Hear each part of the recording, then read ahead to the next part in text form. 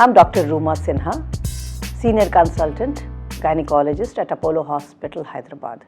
I'm a minimal access and robotic surgeon dealing with benign conditions in women who require surgery for their gynecological problems. Technology is impacting not only the health but in every sphere of life. So people have moved from small phones to smartphones. And the simple reason is that they make you perform better. The same thing helps a surgeon when they use technology to do surgeries for women to deal with their gynecological problems. Now, women may have chronic pain, chronic bleeding leading to anemia, or general loss of health because of gynecological problems. Often, these are not controlled by medications and require surgery. Traditionally, we were doing open surgery, but we know the disadvantages and we have moved to keyhole surgery. However, in women's health and surgery, minimal invasive surgery in form of laparoscopy is not universal because there are complex problems and complex diseases.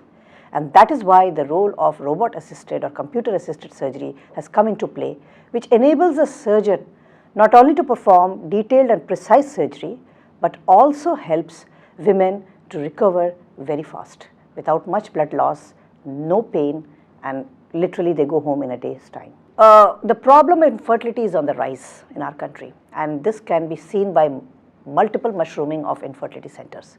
Well, artificial reproductive technology like IVF and all those things have a role, but one must not remember that surgical correction of problems that are causing infertility can lead to spontaneous conception and giving a joy of motherhood to a woman.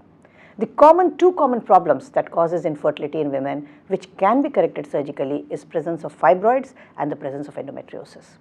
With our vast experience of doing robotic surgery in fertility enhancing surgeries for the last 5 years at Apollo Hospital, Hyderabad, we have realized that doing myomectomy, that means removing the fibroids and saving the uterus for the mother, or clearing her endometriosis in the most precise manner, not affecting her ovarian function, gives the maximum spontaneous pregnancy rates in these women post the surgery. So that actually prevents them from going to multiple cycles of IVF, going multiple sittings in IVF centers, and of course, probably in the long run, saves a lot of money for them too.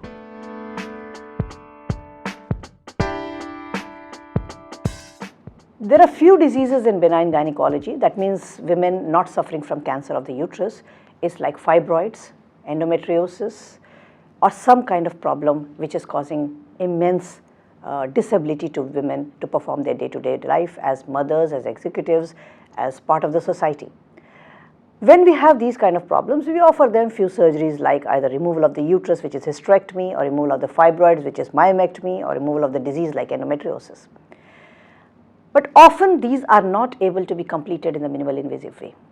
So these are the few conditions in which we support or we feel that advent of robot assisted or computer assisted enabling of device to the doctor will help them perform these surgeries in the most effective manner so that the patient recovers very fast and the mother can be back with their children in a day's time.